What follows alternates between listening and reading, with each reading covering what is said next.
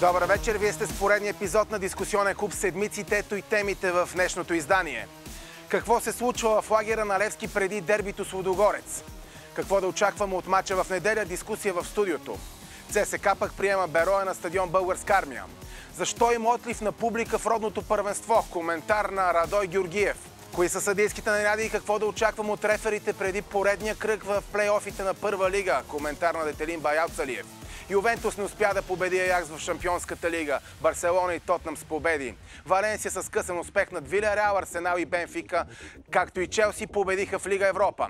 Кои срещи ще си играят събота и неделя в големите европейски първенства и какви прогнози ще дадат нашите експерти? Всичко това ще видите в дискусионен клуб Седмиците. Започваме веднага.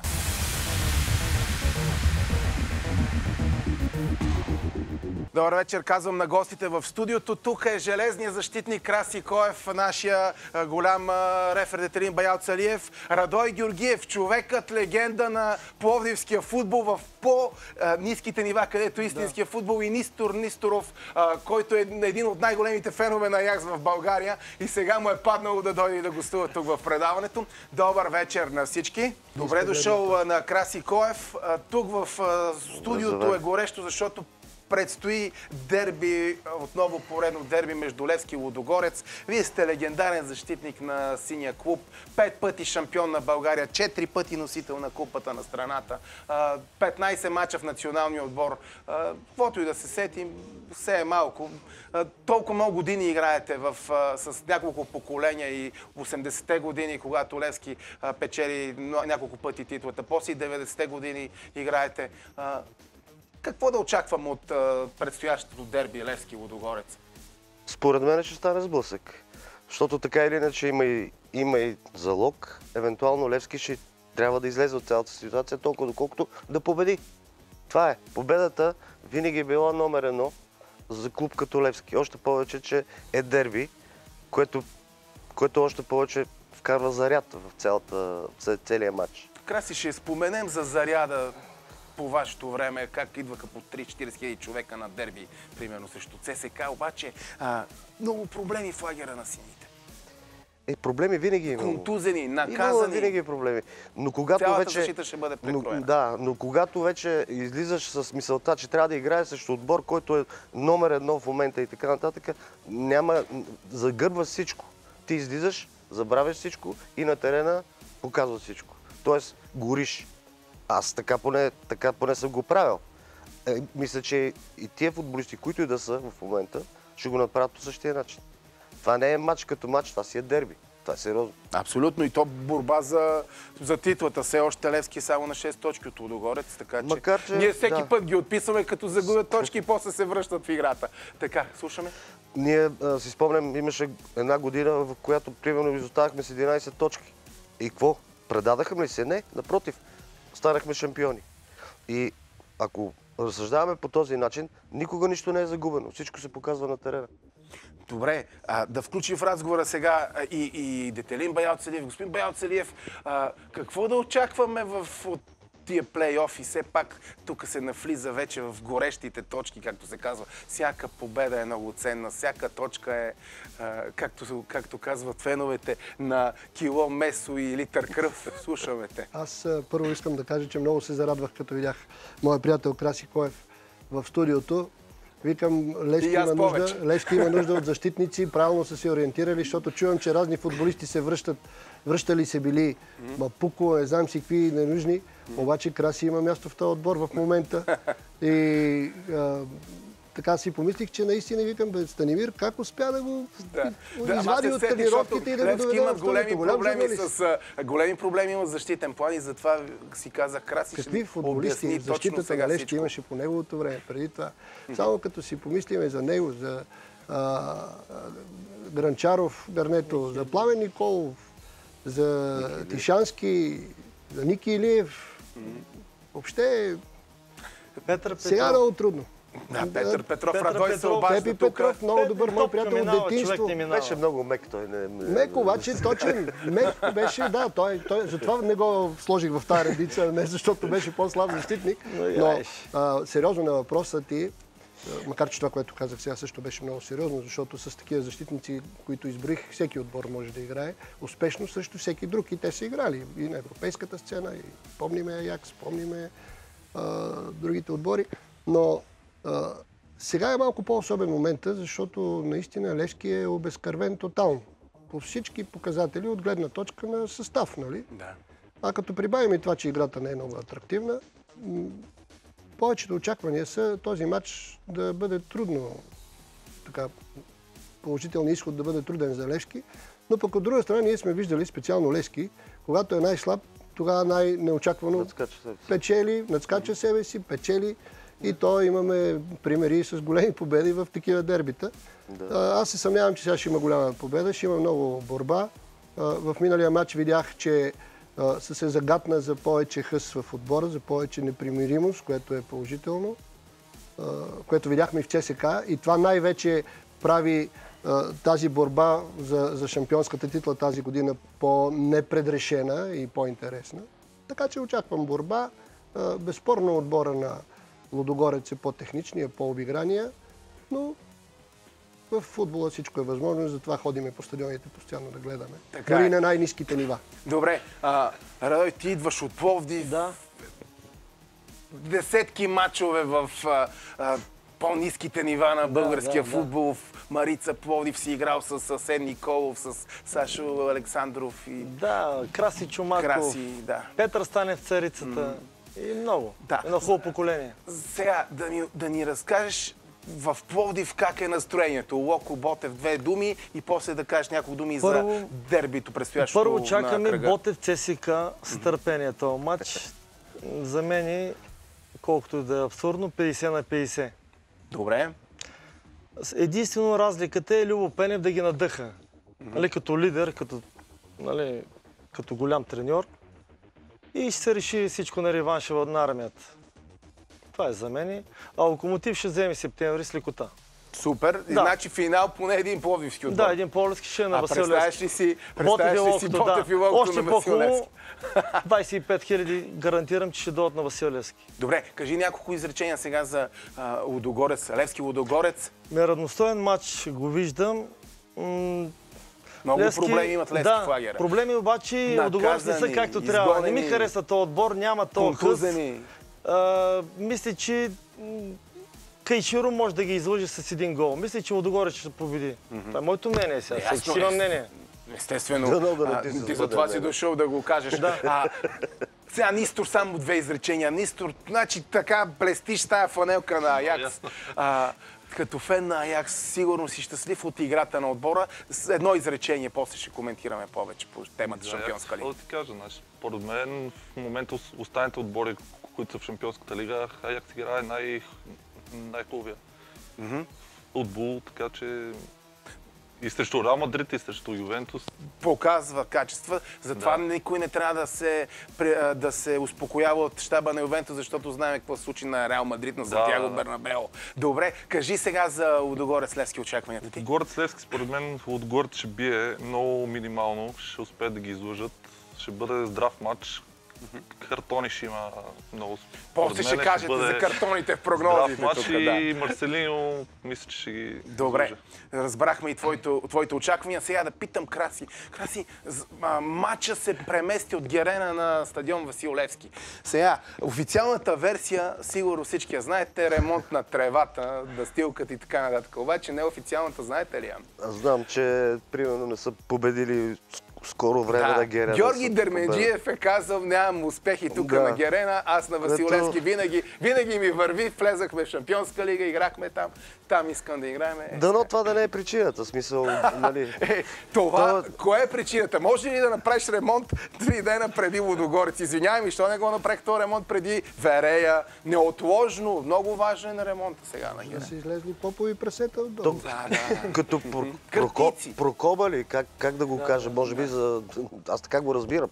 Но дали ще бъде на Васил Левски е хубаво да има матча, но феновете искаха на Герена. Може би за да дойдат повече от Лудогорец, примерно от Разград хора да дойдат, едва ли. Но мисълта ми е, че това не трябва да има никакво значение за играчите. Ние може да отидем да играем някъде махалата отзад и пак ти когато искаш да победиш, ще го направиш. Независимо дали ще е на Герена или на национален стадион.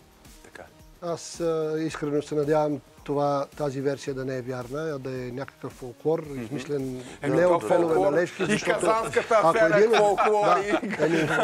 Колко фолклор. Обаче, ако един отбор не иска да играе на собствения си стадион, да бъде у дома, а да ходи да играе на друг стадион, това не говори никак добре. Хубавото е, знаеш ли кое, господин Байалцалиев, че Васил Левски винаги е бил, много години е бил дом на Левски в мачовете. Герена, знаете колко време не се играха мачове, Краси помни. Аз си спомням като дете. 90-те години всички мачове се играха като дете, баща ми като ме водеше на мачове на Герена. Най-атрактивното и най-хубавото беше като минават самолетите на стадиона и съм запомнил от съвсем мъничък, че на всеки самолет се вкарваше гол. Тук няма самолети, няма нищо. Значи едно време какви самолети имаше? Имаше едно време самолети, брат. Да, обаче, ето аз от дете съм хубавото, че самолети продължават да минават. Да, дестинация. Минават над Герена. Сега си летят самолетите над Герена и няма говорим. Значи много говорим за Левски и Лудогорец, ама да те върнем малко години назад. Как стигна ти на Герена? Как отиде да тренираш в Левски и така нататък, господин Краси Коев? То беше много смешно, защото баща ми, военен бивш, и дойде в София и взе апартамент точно на Тодор Кукли.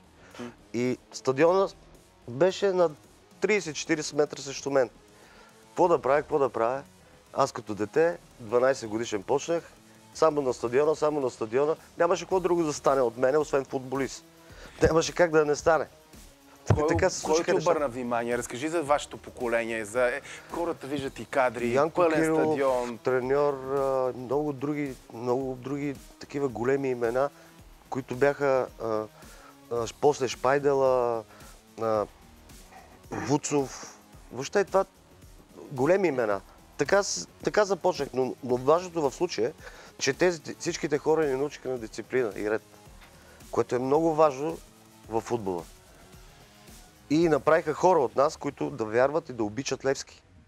А Левски не е само име.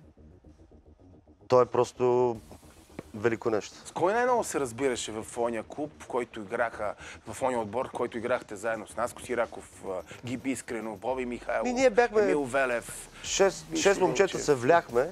Първо Гибона влезе в този отбор. По-рано го взеха, по-млад го взеха него. И после вече Курдов, Боби, Наско... Гибона идва тук в студиото, той сега е в Щатите и той отиде в Щатите. Върна се, не знам, сигурно има нещо да прави там. Мисълта ми е, че ние бяхме някакво такова 6 или 7 човека, които луди глави и се вляхме в този отбор с Мишо Вълчев, с Пламен Николов, въобще с тия по-старите. И стана една сплав, която сплав, благодарение на това, години наред биехме по 3-4 гола на Герена. А и като отидахме в провинцията, където много бяха нахъсани всичките добри отбори, скачахме и играехме. Не се плашахме. Което е важно и много важно и съществено в днешно време. 5 пъти да станеш шампион. Тук от 2009 година децата не са виждали титла на Левски. Аз лично не мога да го асимилирам. И аз не мога да го асимилирам. Да не говорим за толкова мачове. Аз съм виждал много титли на Левски. Не мога да си представя, че съм минал през тази цялата месомелачка. Значи това е... Коя ти е най-щастливата ти, най ти донесе щастие? Може би 84-та година? 84-та година беше върха. Първата, нали така? То е неописуемо чувството, защото примерно имаш около себе си пълен стадион. Требъл. Пълен стадион. Беше чудо на чудесата. Самите хора, които идваха. Това беше опиума. Това беше нещото, което ни караше да играем. Сега вече в днешно време има такъв отлив от публика, което не би трябвало да бъде, но все пак и времената са други. Но това беше нашето удоволствие. Добре. Пълни трибуни. Пълни трибуни. Господин Байалцалиев, и вие пред пълни трибуни дигахте байрака. Сега... Много е хубаво пред пълни трибуни да играеш и да се действаш. Иначе всичко останало няма нищо общо с футбола, защото футбола е игра, в която строят се стадиони, които да побират много публика. Това не е някакъв друг спорт, фехтовка или нещо друго, където има малко хора наблюдават. Но аз искам да продължа това, с което започна Краси. в тази светлина, те много се разбираха и играеха с голям хъс, защото в този отбор половината момчета са израснали до Герена. Аз понеже също съм живял там и ги познавам от деца, сме били приятели и сме играли заедно. Краси Коев, Гибона, тримата братя Грекови, от които Валю стана на най-високо ниво, игра и в Левски, другите двама също станаха футболисти. Тези момчета, ако се върнем на по-ниските етажи, махленския футбол не като качество на футбола, а като хъс и желание за игра, ние в махалата сме правили мачове срещу други махали. Там се играе с най-голямото желание, с най-голямата воля. 44-то училище, което беше спортно училище. Половината отбор на Левски учеше там. И тези момчета излизаха на Герена у дома си. Пак да се върнем към предишната тема. Те излизаха у дома си да играят и защитаваха така, както се защитава собствения дом. И това беше много важно. Сега с играчи, които идват от всички краища на света, дали играят на Герена или на армията да ги пуснеш, ще играят по същия начин, както на Герена. Под портретите на Гуди на Тотко. Да, разбира се. Какъв да това не е се много важно, ако правим разлика, паралел между тогавашното време, а и по-предишното и сегашното. Добре, преди да те питам да те върна в настоящето и да кажеш за съдиите, Радой Георгиев искам да каже нещо много важно. Да. Защо ти ходиш на мачове и в Кръжна, и в Б, и в В, и навсякъде, специално Пловдивски регион. Да. Така, кажи ми сега, защо хората се отдръпнаха от футбола? Защо толкова малко хора, ето едно дерби, ти ми споделяш снимки, ми пращаш по 50-60 човека? Да, отивам на Карлово и Марица, 30 човека. Отивам на Марица и Загорец, 50 човека Пловдив. Отивам на къде беше, Куклени и там някакви Розова долина, 30 човека. И те, не знам, те хора не обичат вече футбола ли, спорта ли, също и баскетбол хода. Да. Ходих на Академик и Берое, 130 човека, 8000 на зала. Как се играе? Добре, защо хората се отдръпнаха? Слаб ли ни е футбола? Ние ли сме слаби? Измамихме ли го? Оня ден гледам статистиката за БФС, за югоизточна група. 10 мача, от 10 мача събрани 700 зрители. Представете ли си колко средно идва на матч? По 60-70 човека. Само Арда да ти кажа в Кърджали. Арда ходи. 1200 човека, защото нов отбор, има пари, имате амбиции и сега зажадняли за футбол, също и Хебър Пазарджик. Добре. Има един тонус. Проблема е, че дербита, примерно Ботев, Локо... Слаб интерес, да. 4000 човек. Ходих. Едно време 25 000. Какви дербите имаш? Господин Коев, бях на матча, си говорихме преди студиото, Локомотив и Ботев. 25 000. Гледай го на живо, аз бях на трибуните. Ето, виж как спомените. Да, аз бях там. 3 на 1, ама... Да, Борик Фойнев там вкара. Значи, наистина, атмосферата беше като дерби между ама това е уникална атмосфера, той е 25 000. Даже за купата с Ботев ли играете до 80-те години? Коя година беше? С Ботев, Пловдив, изпуска Дуспа и после... С Арда Кърджали, в Кърджали. Те бяха много... В Кърджали? Да, Наско Пашев изтърва Дуспа, после караха Левски 1-0. Да, Пловдивската школа е много сериозна. За уния времена беше... Нямаше места.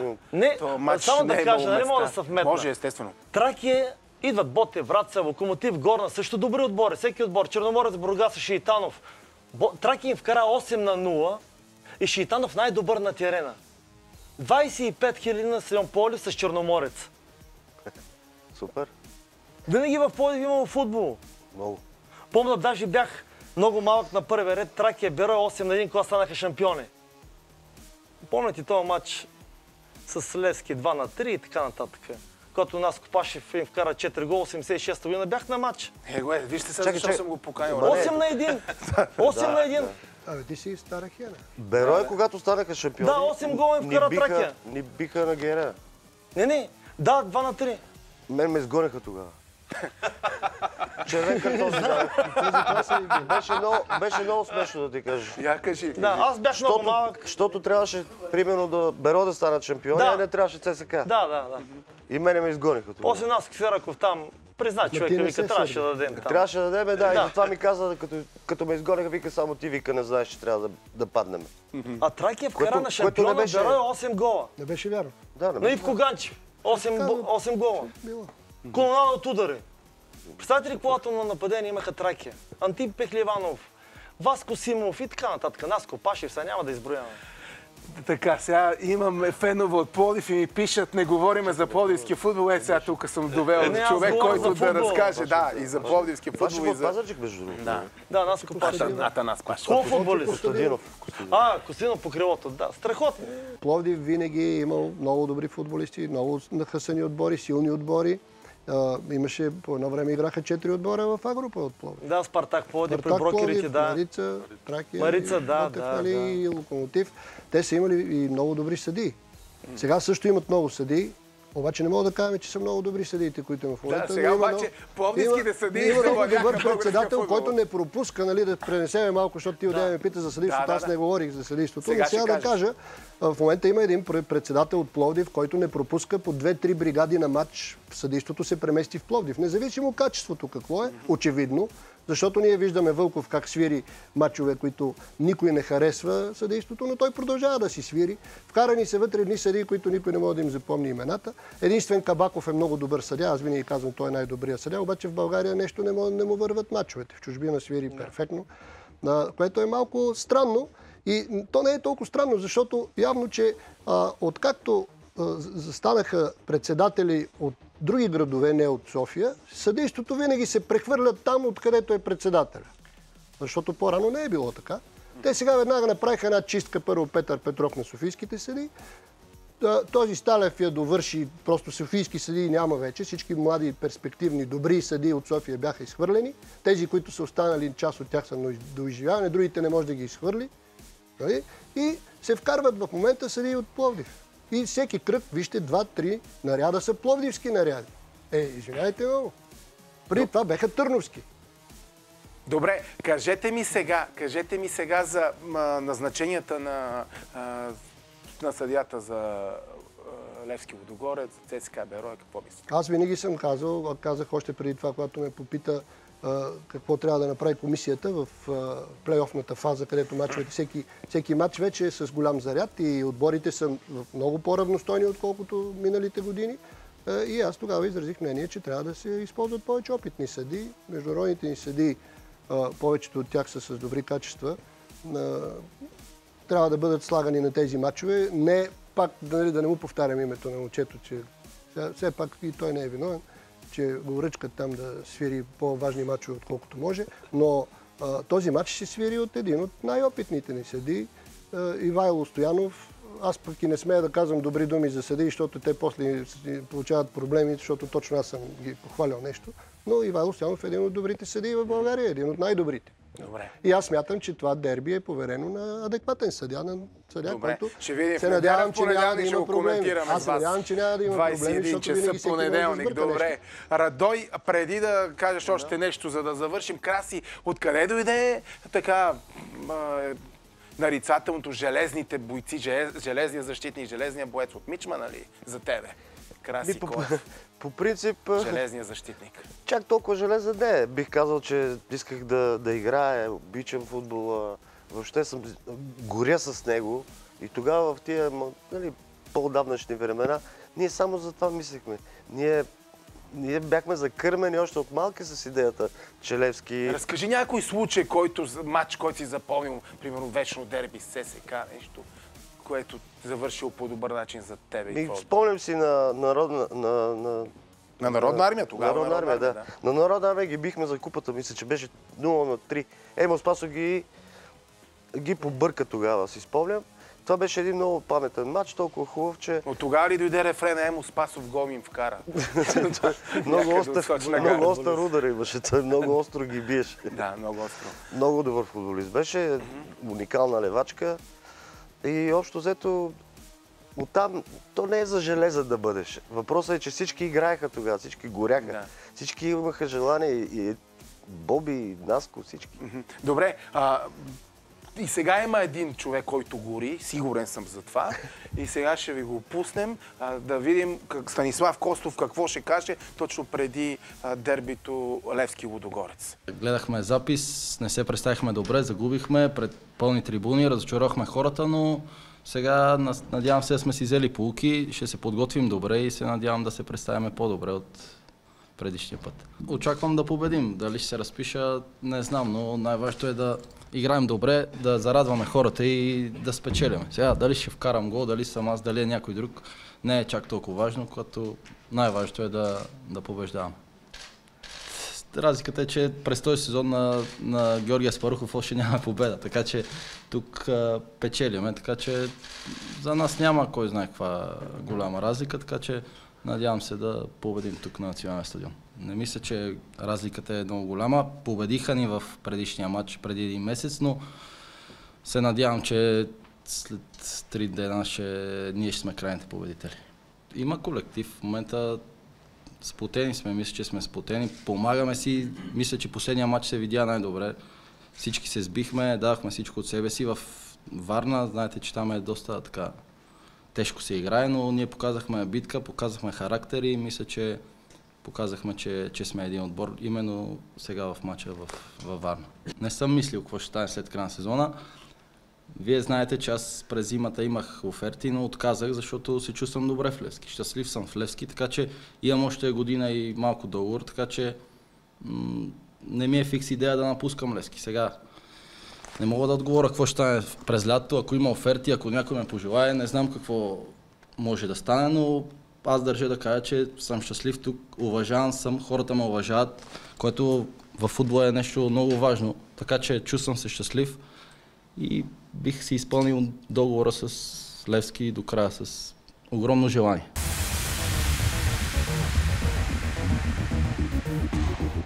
Чухме Станислав Костов. Бори се това момче, не може да отречете. Краси, ти си така наблюдаваш. Ма така трябва. Значи той гори. Аз повтарям вече това за кой път. Това е нещото, хъса. Това е нещото, което трябва да се прави. Което трябва да работиш на терена. Значи, благодарение на това не е случайно, че той е вкарал толкова много голове. Благодарение на това и да не говорим за пласиране и за други неща, които са комбинация с усърдието. Движението без топка. Усърдието му, да, разбира се. Добре. Много хубав футболист. Не е тайна, че Костов, който аз много обичам направо, няма кой знае колко високи технически качества. Обаче един футболист, който вкарва 20 гола, в един отбор, който в момента почти не създава много голови положения, означава, че той е най-силното му качество, което за съжаление го няма в много от останалите футболисти, е неговата непримиримост и борба. Вие вижте само колко пъти Буш влиза в защитната фаза да гони, да иска да отнеме топката и какво прави Костов. Пърчи навсякъде.